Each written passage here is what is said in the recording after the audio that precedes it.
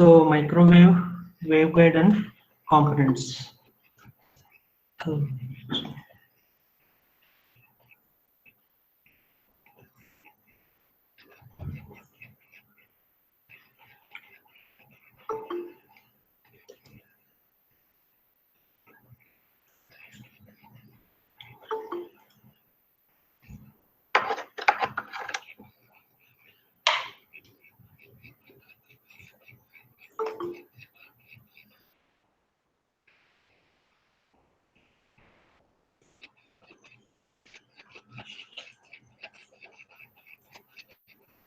yeah.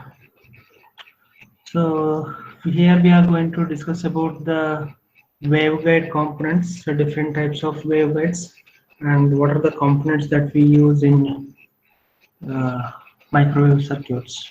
Okay, so this is the rectangular waveguide where we are going to use this rectangular medium for transmission of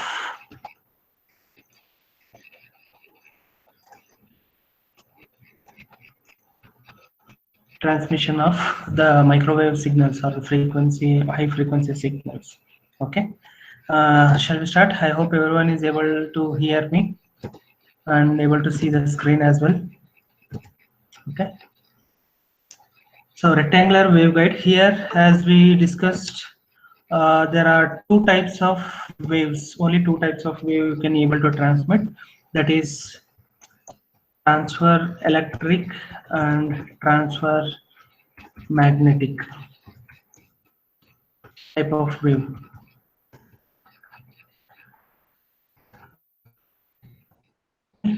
Transfer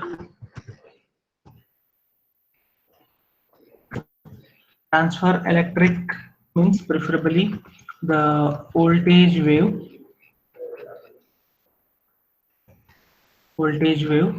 and magnetic wave means preferably current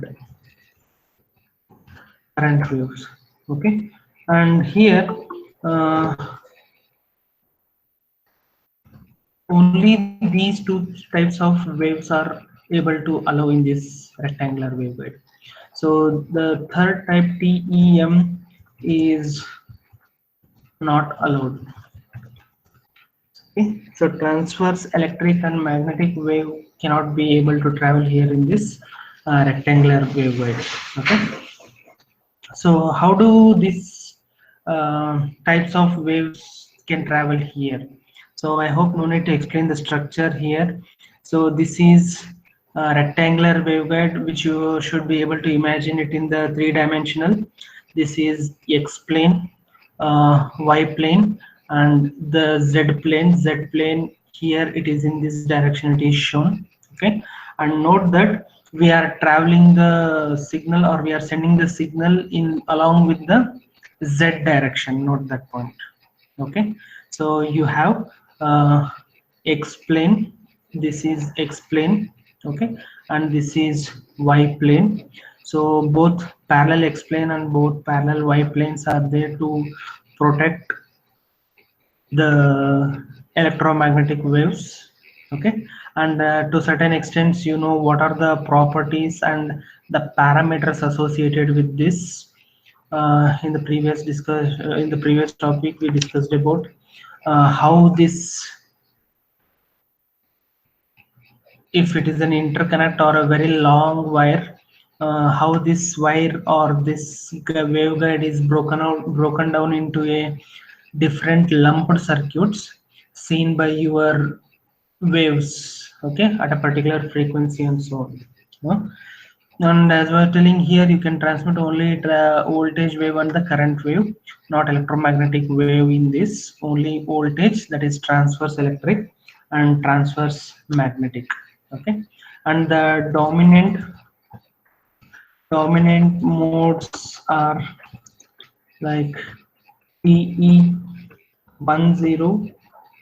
I know, I hope everyone knows about this, what I was mentioning, this MN and TE, TEMN and TMM. M. Okay, so here the M corresponding to your Y plane, which is defined by the A over here. Okay, so the M corresponding to the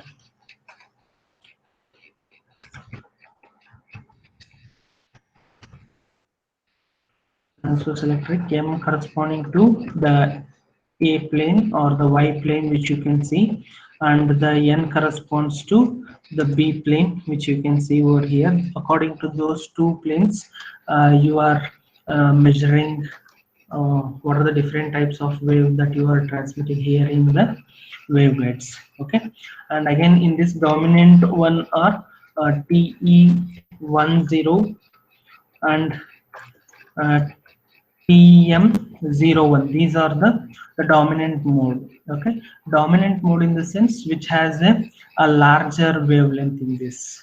Okay, TM01 or TE01 means you have only one maxima and no minima in this. Okay, so one half cycle, that is uh, 0 to 180 degree 0. I hope you are able to see the movement of the mouse that I am using here. 0 to 90 degree, 90 to 180 degree, which makes a one half cycle, will be able to transmit inside this waveguide along the Z direction. Okay, along the Z direction. So these are some of the characteristics. So along with this, you need to note that the cutoff frequency should be greater than operating frequency. Understood? Or the wavelength, I will take it as a okay, lambda. Instead of lambda, I'm just mentioning it as A here. The cutoff lambda, okay, cutoff wavelength should be greater than wavelength of operating frequency, means operating wavelength. Okay, only then it is able to say that it is in TEM mode or in the dominant mode. So this makes sure that the cutoff frequency should be greater than operating frequency, or the cutoff wavelength, lambda here it is, wavelength should be greater than the operating wavelength. So these are some of the properties that you need to know about the rectangular waveguide. Fine.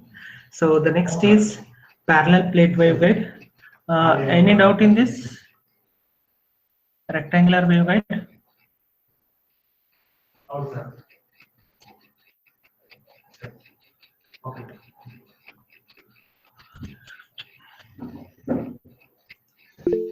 Okay. Fine. Then we will move on to the next waveguide, that is parallel plate waveguide. Okay. So here in this, what happens? Along with the electric and magnetic wave, you can also able to send the electromagnetic wave in this. Okay. So both along with the transverse electric and transverse magnetic, transverse electromagnetic mode is also possible in this parallel plate waveguide. Okay, and to mention here, so these are the parallel plates which you can see only in one plane, that is Y plane. It has been shown here.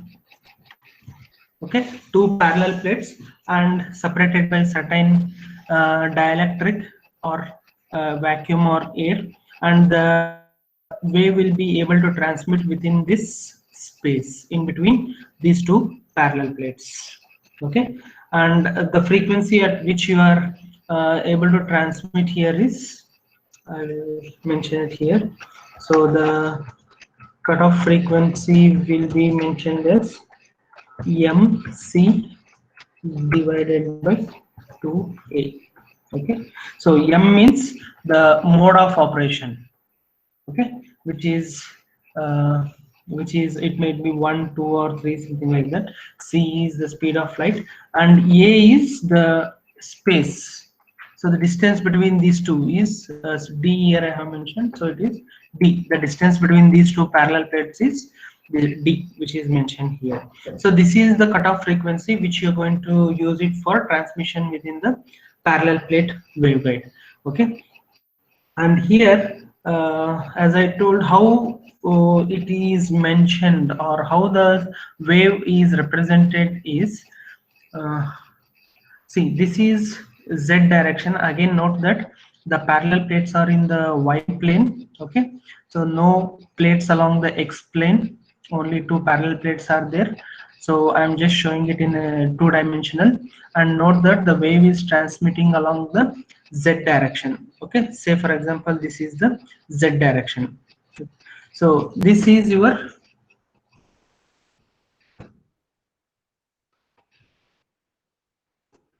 So this is the signal what you are transmitting, or the frequency of the signal what you are transmitting. So if this is the direction of propagation of waveguide, so then what happens?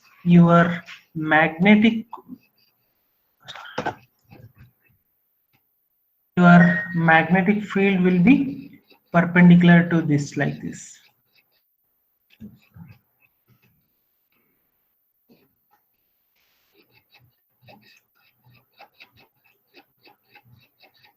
Understand? It is perpendicular to, like this, what I am showing here in the two-dimensional diagram. Okay, so this is the direction of wave propagation along the Z direction, and this is the electric field. For this one I am explaining it for the transverse electric mode, of operation. Okay, and how do you represent the wave here is,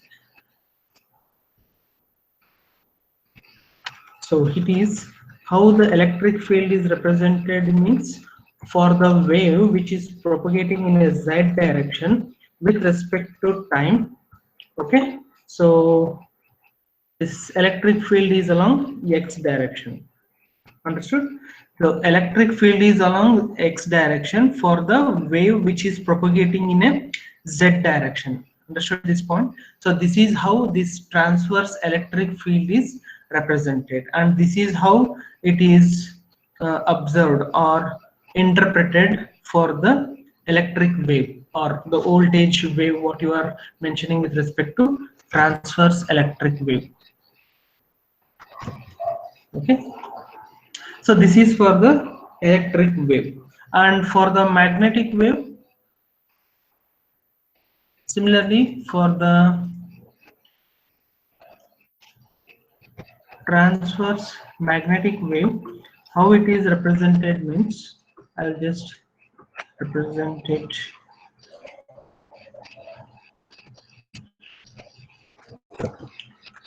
Okay, so if this is the direction of wave propagation, this is the direction of wave propagation, and your magnetic field will be like this. Okay, so it is just a circle with the dot at the center.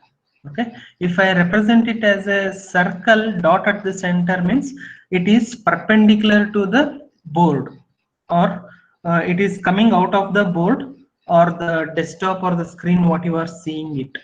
Okay, and if I write an arrow mark means,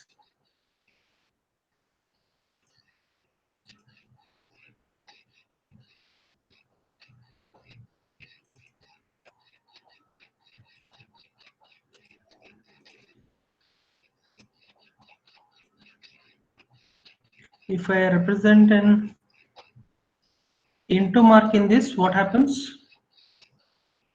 It means if I write an into mark means what happens? So that wave or the field which is perpendicular to the board, which is going inside the board or inside the screen. If there is a point means it is coming out of the board or out of from the screen. Okay, whereas in this case it is the point which it is representing here, point. Okay, that means that magnetic field is coming out of the board. Okay, that is how the transverse magnetic wave is represented in this, the parallel plate traveling in the Z direction. Okay, and similarly how it is defined means, the magnetic field is defined as if for the wave propagating in a Z direction with respect to time, Okay, it is along x direction, perpendicular to the x direction. Again, sorry, this is perpendicular to the y direction. Note that. So magnetic field or the current with perpendicular to the y direction, the electric field or the voltage is perpendicular to the y direction. This is how the wave, the transverse electric and the transverse magnetic wave is represented in a parallel plate. Okay, and these are some of the parameter. And also there is another parameter called as tilt angle, which it makes an angle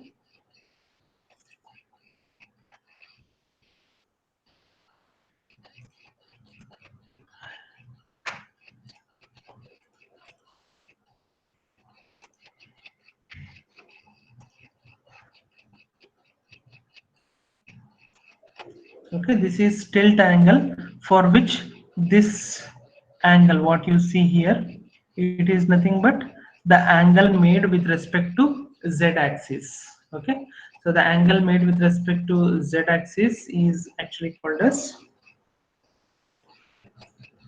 tilt angle. Okay, so along with this you have intrinsic wave impedance, for which we discussed the matched condition, unmatched conditions, all those things in a previous.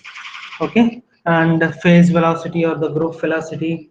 Okay, so these are some of the parameters which you analyze with respect to this parallel plate waveguide. The same is mentioned here: the creation of the electric field at certain voltage, electric field vertical plates, current flows in the z direction for the magnetic field, and the magnetic field is in the y direction. Okay, so this is the same. So an electromagnetic wave which propagates in the z direction. Now, so this is when it is an electromagnetic wave, when you are transmitting, that is TEM mode, then so the electromagnetic wave or the direction will be along with the direction of wave propagations. Okay, and in that case both will be present.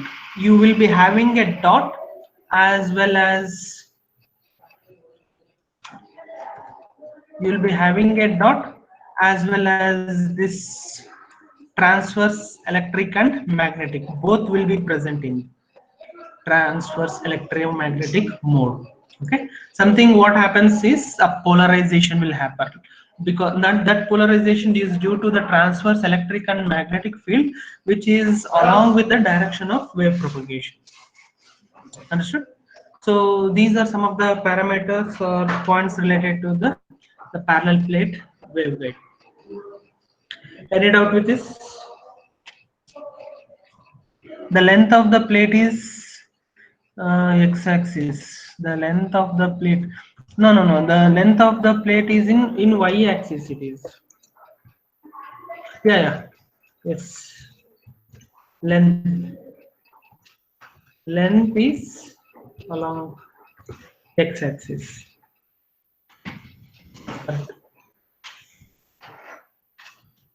Right.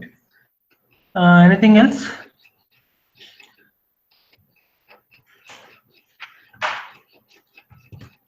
So if not, we'll be moving to the next, that is circular waveguide. So here what it is shown is the circular waveguide. You can have only one waveguide, means one plate, circular plate, where you can transmit the wave over here, and that entire space inside this will be the dielectric for the wave traveling in this. Okay, and again point to note that here only transverse electric and transverse magnetic are allowed. Okay, so here the structure what it is shown is more complex, because you have a thick metal over here which is used to protect your the wave which is traveling inside this circular waveguide with the radius of A. Okay, and this is the outer circle with the radius of B. Okay, and this B minus A will be your plate, circular plate. Understood that? Okay, and note that both will be having a different dielectric, means conductive mobility and conductivity. Okay, and the advantage of this circular waveguide, it is easier to manufacture compared to the rectangular waveguide. Okay, and this is easier to join with the different waveguides. uh, Basically these waveguides are used to connect one type of antenna to the another type, or whenever there is a bend or something like that. It is easy to connect when compared to the rectangular waveguide, whereas it occupies more space compared to the rectangular waveguide. And the dominant one is the transverse electric 1 1. This is the dominant one in the circular waveguide. Okay, so it has more interference at dominant mode. Of course, you will be having transverse electric 0 1 and transverse magnetic uh, 0 1. So both are rotationally symmetric.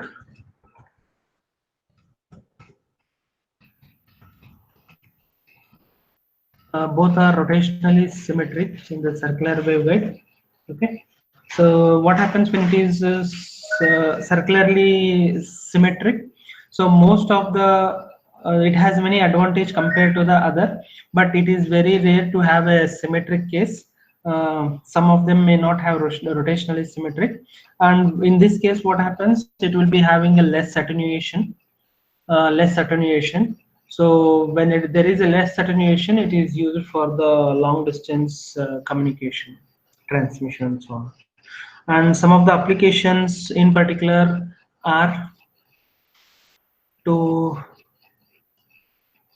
connect horn antenna for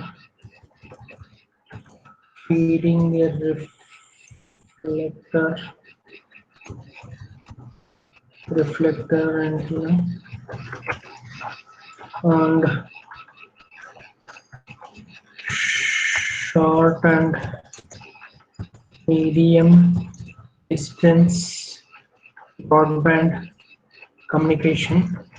Okay, and as I told, this TE01 is used for long distance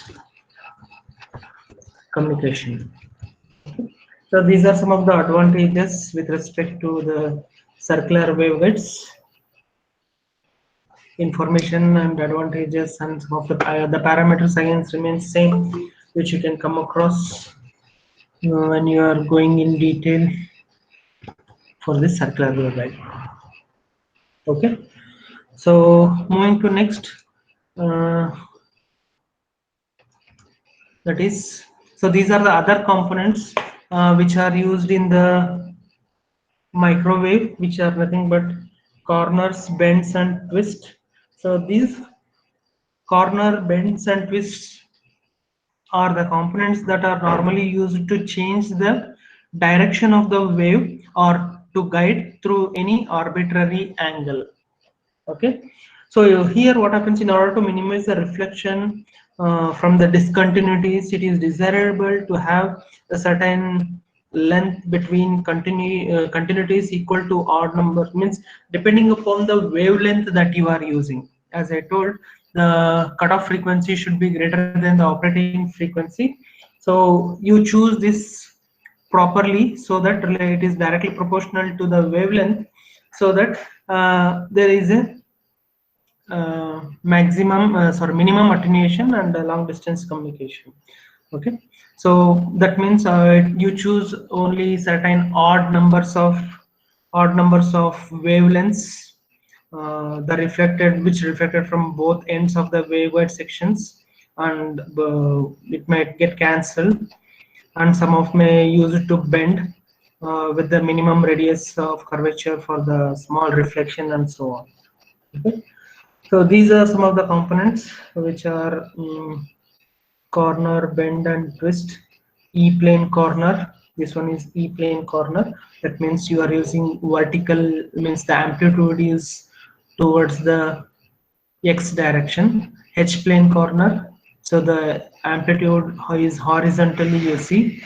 Okay, C is the bend, which you can see here, and D is continuous twisting.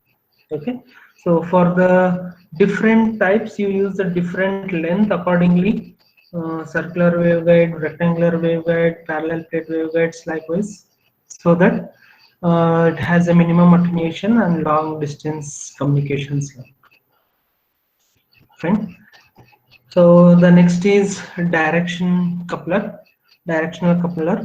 So here you can see the directional coupler. So there are many ports involved in it, which you can transmit the signal from one port to another port, means making an interconnect between the two waveguides. Here in the diagram, what you see is basically it consists of two waveguide. This is primary waveguide and this is secondary waveguide. So there are certain coupling devices that is used inside this box, what you see here, so that the signal what you are transmitting, say for example from port 1, you can couple it to either port 2, or you can couple it to port 4 also, or you can couple it to port 3 also, again depending on.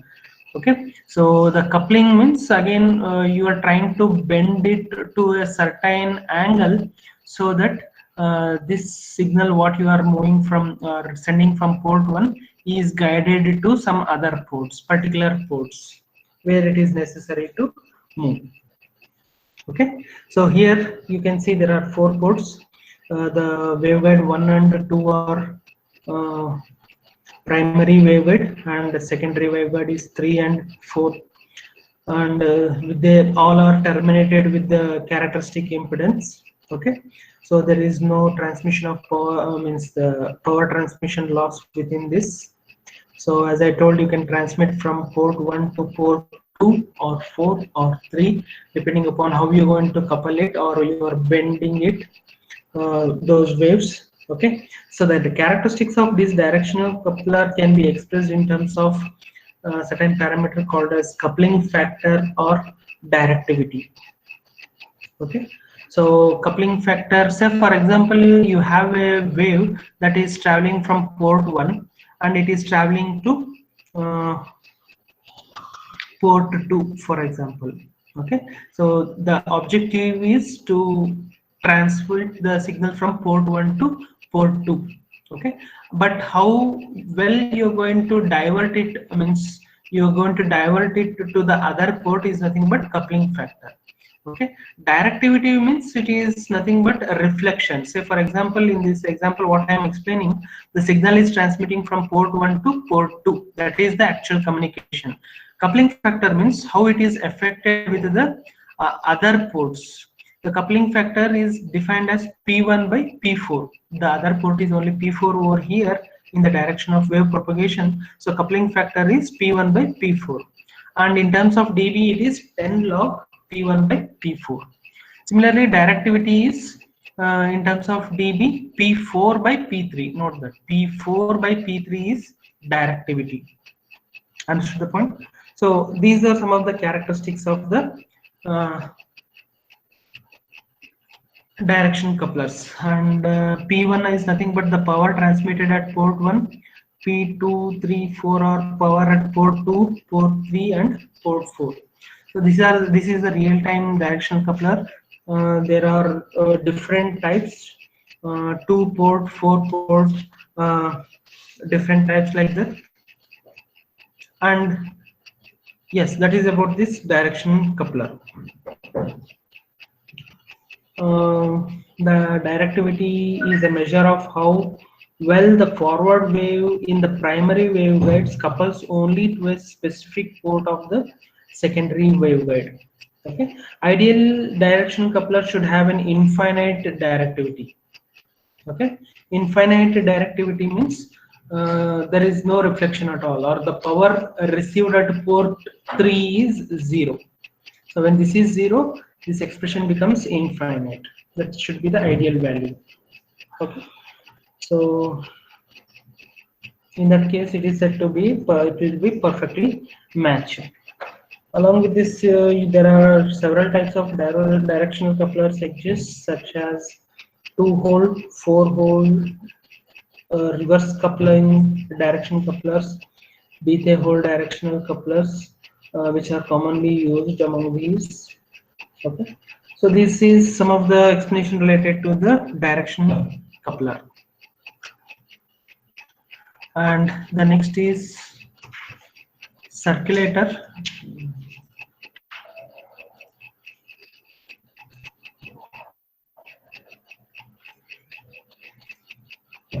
You can see the circulator here.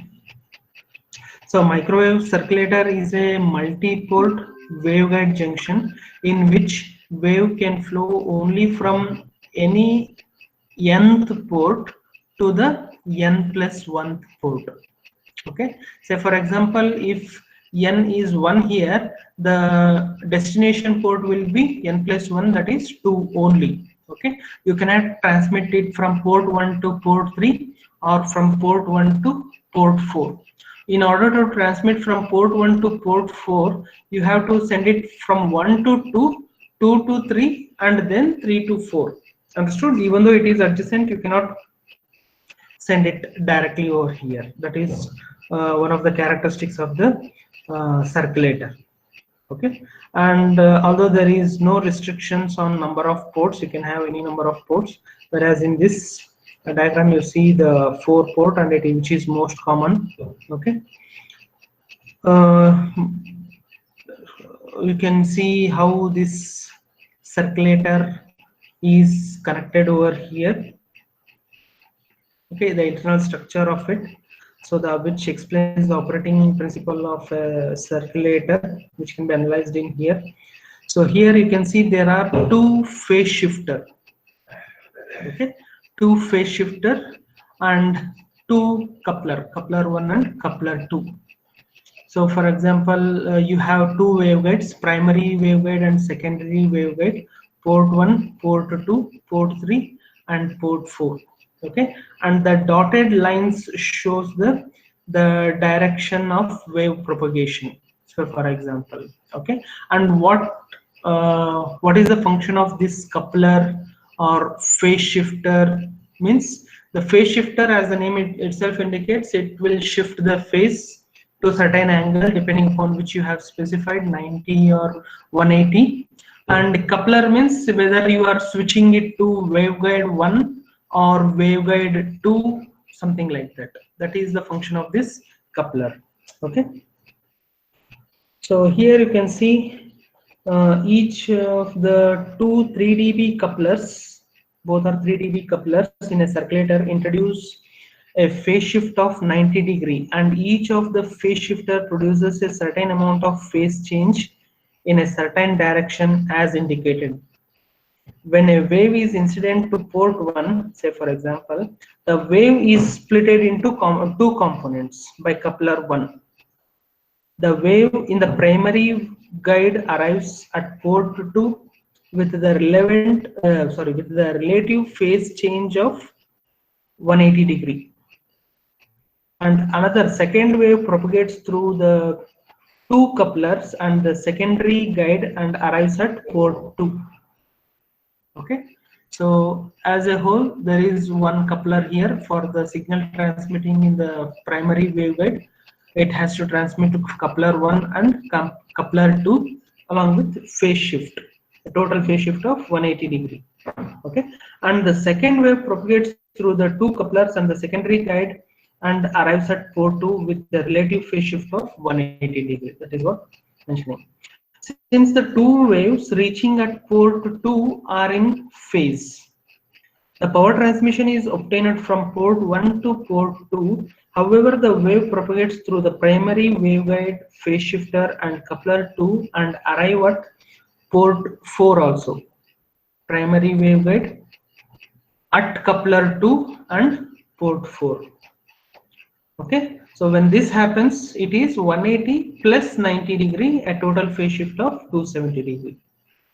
Okay, the wave travels through coupler 1 secondary guide and it arrives at port 4 with a phase shift of 90 degree. This one. Okay, so coupler 1 phase shift of 90 degree. Since these two waves reaching at port 4 are out of phase by 180 degree.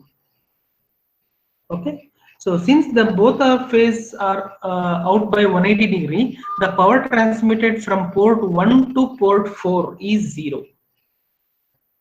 Understood? Whereas from port 1 to port 2, both the waves are at 180 degree only, and it adds on. Okay, and the power is maximum. Understood the point?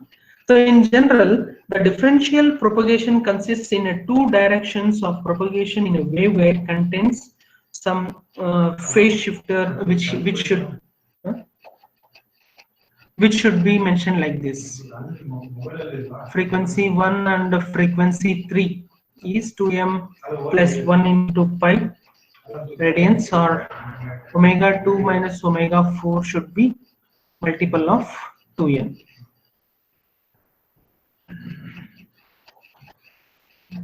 Okay, so this is circulators. This is about the circulators. And next, moving on to the microwave isolator. So microwave isolator is a non-reciprocal transmission device. Non-reciprocal means only single direction. Okay, which is used to isolate one component from reflections of other components in a transmission line. So these are the practical isolators. This is the internal structure, which has a plane guide, certain resistivity vane, where you can transmit at a certain angle the direction of rotation. Okay, tilt angle, and this is at the receiver resistance vane, and this is the output waveguide. Okay, so here the function of isolator, or an ideal isolator, completely absorbs the power from propagation in one direction and provides lossless direction in the opposite direction. Okay, so thus it is a single directional wave transmitter. Okay, so preferably this is used to increase the frequency or stability of the microwave generator, which are used in the klystron, magnetron, which we'll be discussing it further, microwave tubes, okay, where the reflection from the load affects the generating frequency. So as I was telling, whatever the power that you are transmitting should be observed at the load, delivered to the load. Okay, so if there is certain cases there is a mismatch, what happens? There will be a reflection from load. Okay, so when there is a reflection, what happens? It will come back and it will affect the input as well. That should not happen, right? So in that case, you should avoid the wave which is transmitting or reflecting from the load, which this is the best device to do that, which is used increase the frequency or stability of the microwave device in only one particular direction. Understood? That is the purpose of this. Okay, so yeah, this is a brief introduction about the isolator. T junction. Your D division or your class is in next. You have a class next 12.